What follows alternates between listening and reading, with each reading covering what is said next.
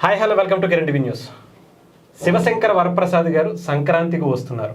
చిరంజీవి గారి లుక్ చూస్తుంటే చాలా ముచ్చటేస్తుంది. ఇప్పుడున్న హీరోలు అందరూ కూడా నిజంగా చిరంజీవి గారిని చూసి ఇంకా నేర్చుకోవాలేమో అనుకునే స్థాయిలో ఉంది.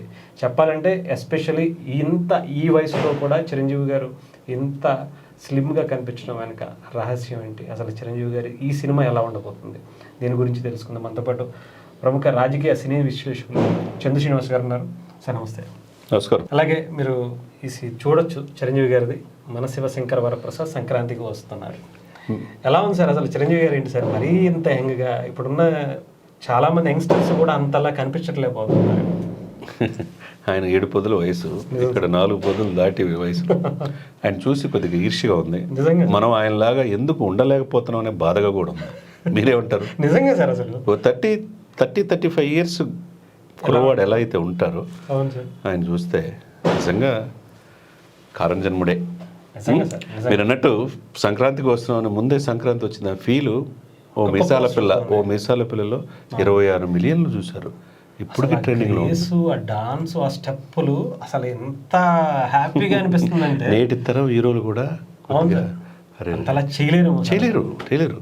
కట్ చేస్తే దాంట్లోనే ఒక ఇది ఇచ్చేసాడు, ఒక అంటే ఈ సినిమా ఎలా ఉండబోతుంది అనేది నెక్స్ట్ లెవెల్ అనేది అర్థమైపోయింది. ఇక్కడ ఈరోజు సంక్రాంతి చూస్తే నిజంగా సంక్రాంతి అనేది అందరి దీపాలు, అందరి ఇళ్లలో హ్యాపీగా ఉండాలనే ఈ సమయంలో ఈ రోజున ఈ యొక్క అనిల్ రావిపూడి ఈ సీన్ చూస్తే అంటే ఈ సినిమా ఆయన ఎంటర్టైన్ చేయడమే కాకుండా ఏదో ఒక స్టోరీ దీన్ని అంతర్లీనంగా ఉంది అనేది క్లియర్గా అర్థమవుతుంది. ఎందుకంటే ఆయనకి 2 హ్యాట్రిక్లు తీశాడు.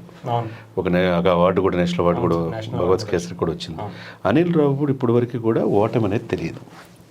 అందులో చిరంజీవి గారుతో చేస్తున్న ఈ సినిమా నెక్స్ట్ లెవెల్ చేయడానికి ఆయన ఎటువంటి ఇది లేదు. ఎందుకంటే ఆయన ఒక అభిమానిగా ఆయన ఏ విధంగా ఉండాలి, ఏ విధంగా చూసుకోవాలనేది ఆయన్ని పూర్తిగా రాబడుతున్నట్టుగా మనిషి పూర్తిగా స్లిమ్ అయిపోయారు. పర్ఫెక్ట్గా డ్యాన్స్ చేస్తున్నాడు, ఆహభావాలు పండిస్తున్నాడు. ఆ మొక్క కవగిలికలు ఆ రోజులో నగ్మా సినిమా చూశారండి, అట్టకే మూడు, అమ్మాయికి మూడు, రౌడీలు, చాలా సినిమాలు చూసాం. అంత గ్రేస్ గరానా మొగుడు ఇవన్నీ చూసినప్పుడు ఆ సినిమాల్లో అంత లెవెల్లో ఇప్పుడు కనపడుతున్నాడు. ఇది నయనతారకి తిరిగి ఉన్న కెమిస్ట్రీ, క్యాథరిన్.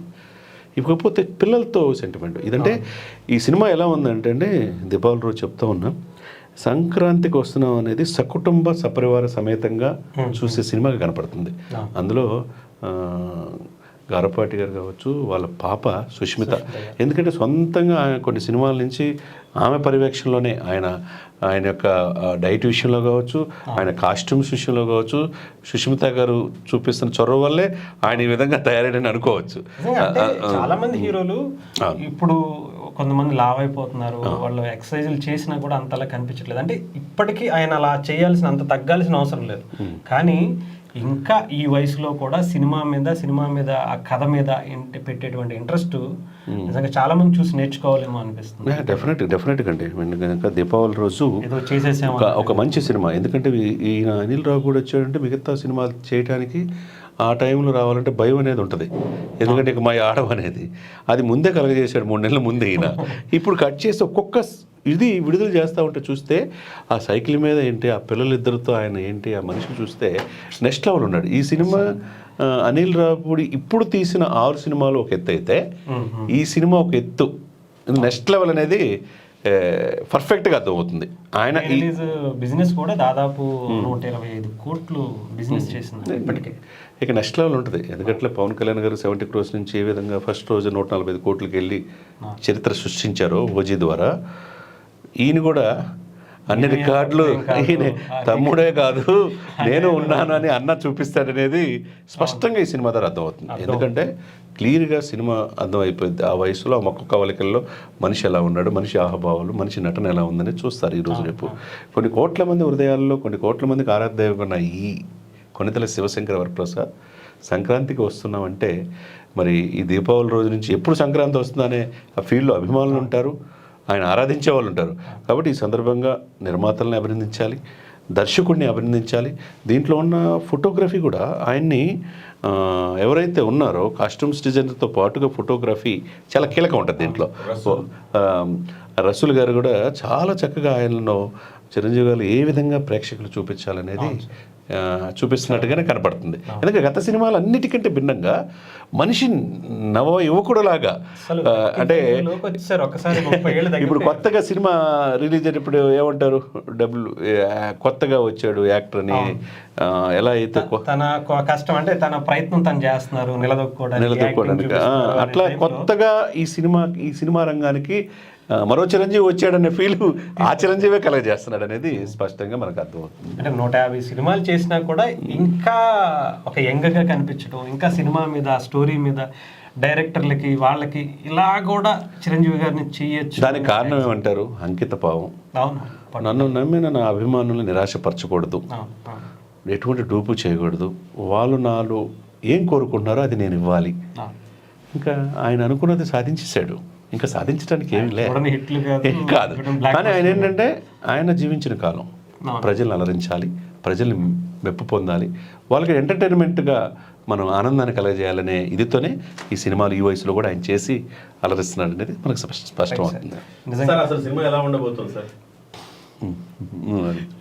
సినిమా ఎలా ఉండబోతుంది సార్? సినిమా ఏ రేంజ్లో ఉండబోతుంది, ఎలా ఉండబోతుంది? నేను ఇందాక చెప్పా కదా సార్, అనిల్ రావుపూడి 6 సినిమాలు ఒక ఎత్తు అయితే ఈ వరప్రసాద్ ఇంకో ఎత్తు. రాబోయే సంక్రాంతికి నెక్స్ట్ లెవెల్ అన్ని రికార్డులు తుడిచిపెట్టుకుపోతాయి అనేది స్పష్టంగా అర్థమవుతుంది. గత వారు రాసి పెట్టుకోండి. ఇప్పుడు లాస్ట్ వారం నుంచి ఆ పాట తప్పితే ఇంకో ఏది కనపడుతుంది. సోషల్ మీడియాలో యూట్యూబ్లో అన్ని ట్రెండింగ్ అయింది. ఓ మీసాల పిల్ల ఏంటి సార్ ఆ డ్యాన్స్ ఏంటి? ఆ మనిషి మనకు ఆ వయసు వచ్చేసరికి కాలు కూడా తిరగదు.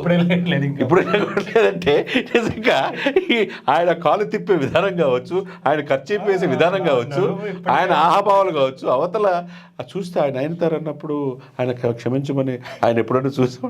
ఆయన శంకర్దాద ఎంబీబీఎస్లో మనం చూసాం. ఆ వాకింగ్ స్టిల్ ఏదైతే ఉందో నెక్స్ట్ లెవెల్ అండి. సినిమా చిరంజీవి గారు చరిత్ర సృష్టించబోతున్నాడు ఈ సినిమాతో. మెగాస్టార్ ఎప్పటికైనా మెగాస్టారే అని నాకు తెలిసి ఆయనకి సాటి ఇంకో 30 ఏళ్ళు అయినా సరే అలాగే ఉంటారు. ఆయనకి సాటి ఎవరు లేరనేది. సార్ సినిమాకి సంబంధించి ఏమన్నా చిరు లీక్ మా కోసం? డెఫినెట్గా ఉంటుందండి. ఎందుకంటే ఇవన్నీ చూస్తూ ఉంటే ఇది సకుటుంబం సపరివార సమేతంగా చూడాల్సిన ఒక కుటుంబ కథా చిత్రం అనేది స్పష్టమవుతుంది. సంక్రాంతికి కుటుంబం అంతా చూస్తే రిపీట్ ఆడియన్స్ ఉంటారు, కలెక్షన్స్ పెరిగితే సినిమా హిట్ టాక్ వచ్చేసింది. అది ఒక లక్షణం. రెండోది పిల్లలను కూడా అలరించే అవకాశం ఉంది.